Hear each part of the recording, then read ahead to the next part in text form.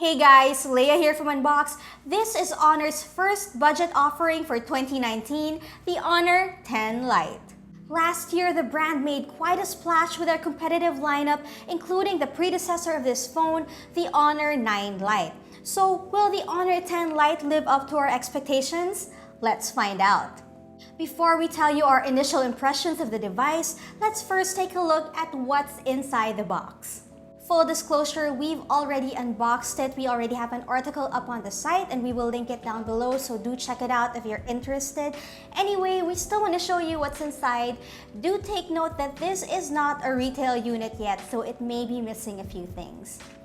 The box contains a jelly case, SIM ejector, micro USB cable, and a 10-watt charger. Pretty standard stuff. For a quick tour of the phone, you have the power button and the volume rocker on the right, speaker grills, 3.5mm jack, and a micro USB port at the bottom, the hybrid SIM tray on top, 2 cameras and the fingerprint scanner at the back, and a tiny notch housing the selfie camera in front. I won't beat around the bush and try to answer this question right away. What makes the Honor 10 Lite so special? The brand is positioning it as a selfie-centric smartphone, and it does have a 24-megapixel front camera to support the claim. However, what really excites us about this phone are these 3 things.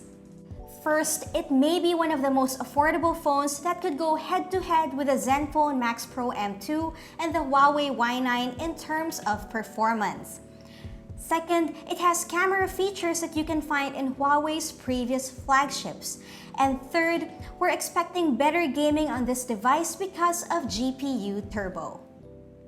So let's talk about this a bit more. While we don't have the official Philippine pricing yet, we will be basing it off the price in China, so it will be a direct conversion from Chinese yuan. The variant with 4GB of RAM and 64GB of storage is around 10,100 pesos. Now, we are expecting the base model to cost around 9,000 pesos. If that will be the case, then the Honor 10 Lite will be one of the most affordable smartphones with a Kirin 710 processor. This is the same chipset you can find on the Huawei Y9 that costs just below 13,000 pesos and is the equivalent of the Qualcomm Snapdragon 660 on the Zenfone Max Pro M2, which is priced at 12,995.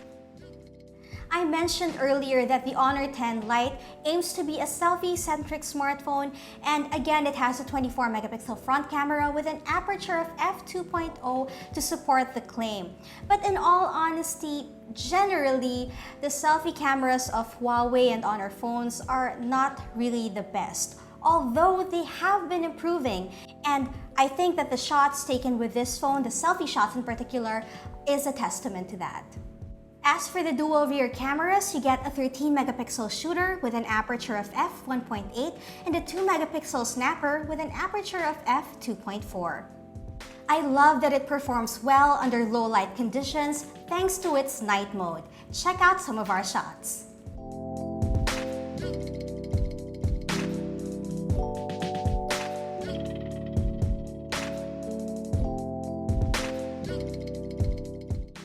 The Honor 10 Lite has GPU Turbo for better gaming, and Jamie is already preparing a more in-depth review on that, so watch out for it.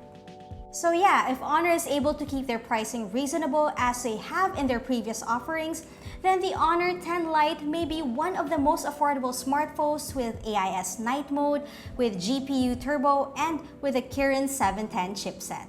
As for the body of the phone, it's like a lightweight version of the Honor 8X.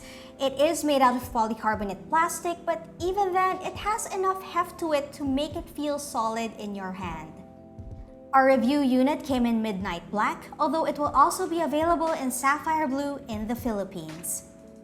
Moving on to the display, the first thing you'll notice is that incredibly small notch, similar to what you'll find in the Oppo, Vivo, and Essential smartphones. Just like Honor and Huawei devices, you have the option of hiding it if it still bothers you. The color reproduction is really good in this 6.34-inch Full HD Plus IPS display.